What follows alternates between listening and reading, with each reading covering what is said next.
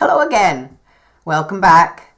And I hope you've been finding the information about all of your needs really useful. Today we're ready to move on to the resources. And I want to begin with imagination. When you think about it, imagination is incredibly powerful. Everything you see in the world, except for untouched nature, began first in somebody else's imagination. Even things, places like the Botanic Gardens, which you'd say, well, that's nature too, but somebody had to plan it, somebody had to decide what plants to plant, and that too was a creation arising out of the human imagination. So using our imagination wisely rather than improperly is a big influence on our well-being. And the most common misuse of imagination is worrying.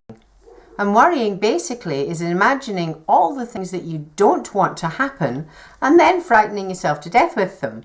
But the truth is, we can stop worrying once we become aware of the thoughts. So first we have to become aware of the thoughts. We have to catch ourselves thinking and then figure out, what is it that I'm thinking, and is this going to help me in any meaningful way, or am I just ruminating over and over and over and over again without anything happening? And the fundamental difference between worrying and planning is action.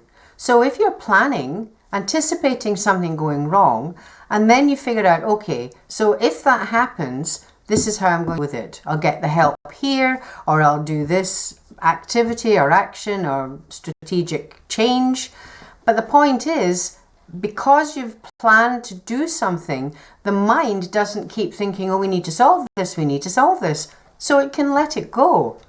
So if you are worrying about something, figure out, what if this fearful thing happens, how am I going to tackle it? And then, to the best of your ability, put it aside. The second resource I want to talk about is the rational mind.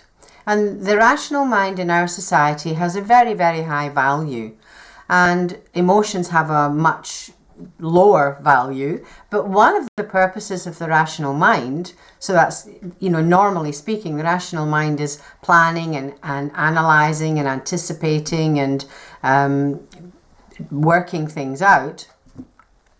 But one of the purposes of the rational mind is to bring balance to the emotions, so that if you're highly emotional, then when the rational mind kicks in, you're in a position to say, well, is this reasonable? Is my reaction to this actually reasonable?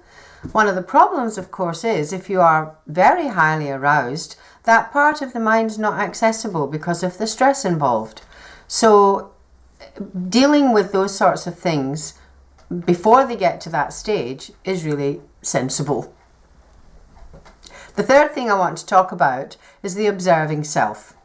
And it's that aspect of us that does become self-aware, not to the point of self-consciousness, as in shyness or, wanting to hide, but just becoming aware of yourself, separate from your thoughts. And one of the best ways to develop that is mindful meditation, or actually meditation of pretty well any description.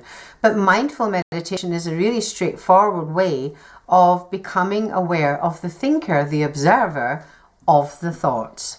And there are many resources for mindfulness. I suggest you might like to consider exploring that, but that will get you in touch with that observing self in a really effective way.